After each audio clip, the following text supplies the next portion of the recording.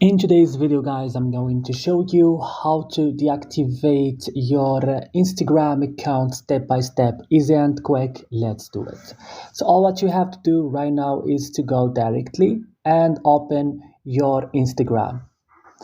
Right now, just open your profile icon here and click. Go directly to this 3 point. Open your settings and privacy. Here, click on Account Center.